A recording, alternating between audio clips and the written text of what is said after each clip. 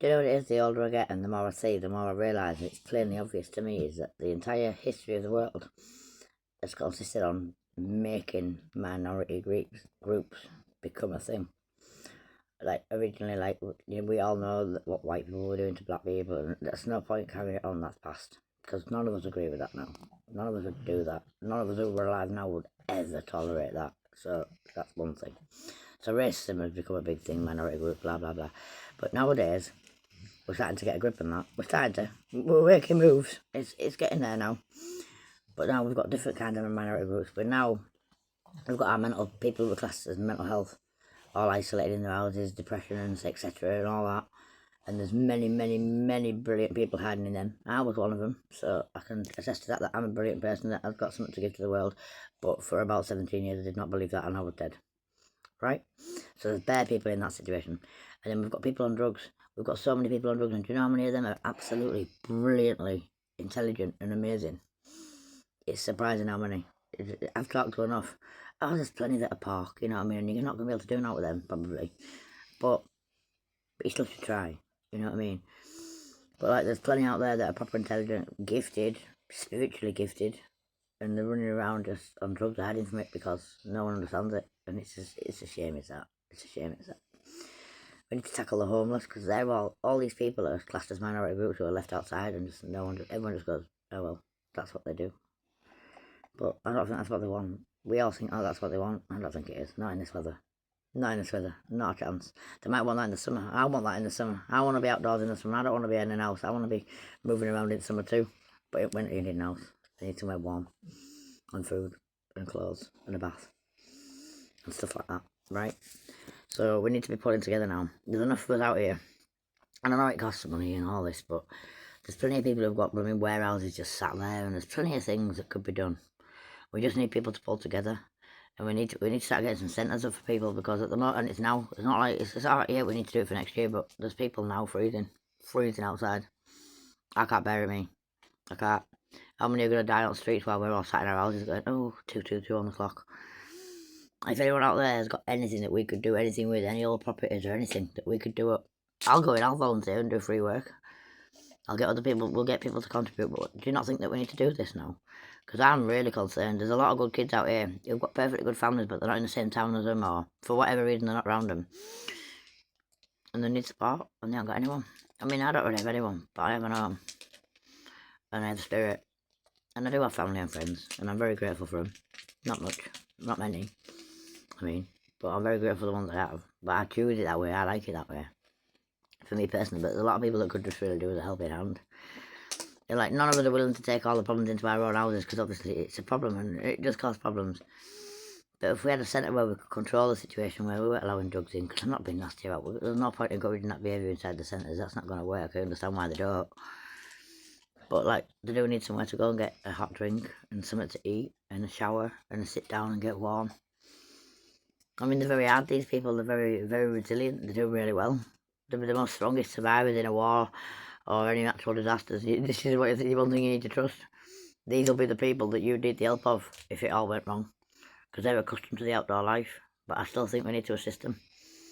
Some of them won't want to stay outdoors. Some will want that help to get into an house. Just need someone who can do it for them. You know what I mean? Who can help them to do it. So it's not hard, but we do need it. It's lacking. It's a serious lacking thing. Just somewhere warm for people to go. You don't have to have no druggie or homelessness. You can have whatever. It should be available to everyone, kept in a place that everyone feels they could go. You know, not like a scary druggie centre, because that's just scary, innit? You know what I mean? I bet most of the people who are on drugs don't want to go to them. There's got to be a way where we can run it with nice people in a nice atmosphere, so that whoever's on what can come, be nice, be treated nice, and then go and do whatever they want to do. There must be a way. There must be a way for us to get a few contributions here, like a building, and a few of us are willing to go in and run it for now, which I'd go run it. My house isn't big enough to let everyone in. You know what I'm saying? If I could go somewhere and help them, and then come home and have my private space, that would suit me to ground. And I'd do that all day long. I don't care about money.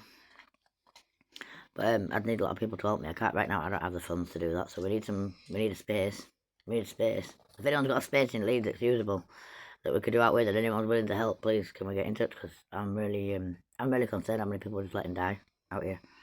There's money everywhere. It shouldn't be like this. There should be options. There should at least be a place for them to go. I think the government should have pulled some pocket money out and help us do this. To be honest with you, that's what I think. I know there's plenty of people out there support the homelessness and the crisis with the drugs and everything, but a lot of these people don't understand what's going on. They don't understand why they're in that state. They don't know how to get off it, and they don't have no understanding. And a lot of people helping them don't have any understanding.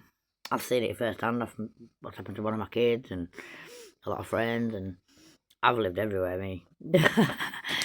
And there's plenty of us who've seen it all, and we're not even bad, we're still good. We haven't done it, you know what I mean? But we've seen it. It's been around us in our families and stuff, whether we wanted it or not. But at the end of the day, yeah, it is an ongoing problem. There's people dying out there. That's someone's kids dying on the streets. It's horrible. It's horrible. I can't even bear to think about it, me. But I'd like to do something about it rather than thinking about it and talking about it. So if anyone can do anything to help, can you let me know? I know it's a big ask, but I just think there must be something we can do. There must be someone in government, or someone who's just got money, or someone who's got buildings or space just sat there and they don't know what to do with it. Donate it. Donate it. Do it. Let's do it. I'm willing to put as much work in as I can. I'll give every minute of my days to do it. And I'm sure there'll be a few other people that help me. I don't think it'd be hard to find people who want to help. I don't. I really don't. Right, I'm going to go for now because I'm just about going on. Paddy Hallsdale. But if we want to help other people, and we want to actually be somewhat decent in society, that would be the place to start with it. I mean, other than that, we could chain ourselves to trees that they're trying to cut down and stuff it down. I'm going to do that too. But I don't expect you to do that. I've kicked off at quite a few poor men cutting trees down, and I'm like, why are you cutting the tree down? Don't you want to breathe? Do you not like the air? I'm a bit of a cow. But there's plenty of causes. You don't have to pick any cause, but just try and understand that there's a lot of very, very clever and interesting people out there that we just dismiss every single day because of what they're doing with life, because they're depressed, because they take drugs, because whatever. We shouldn't be doing that. We need to be delving in, finding out what the root causes are, and trying to assist it in a way. I think spiritually. I do think spiritually, because this has helped me, and I didn't think anything could help me. I was feeling a bit of a lost cause.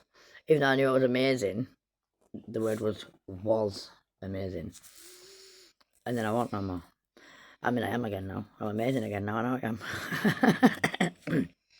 But I've done that through a spiritual healing mission, which has felt like I'm following some godly mission, and then it's felt like I'm following some witchy mission.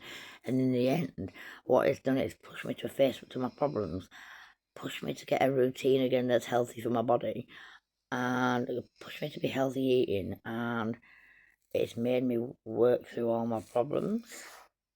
And it didn't even feel that intense. I mean, well, it has been intense a few times, but I basically battled all the stresses that were sending me ding dong, and now I don't go ding dong at anything. And things happened that were making me swear and curse and stress and be really high blood pressure about. Now, like, they happen and I start giggling and that. I don't know what else to say.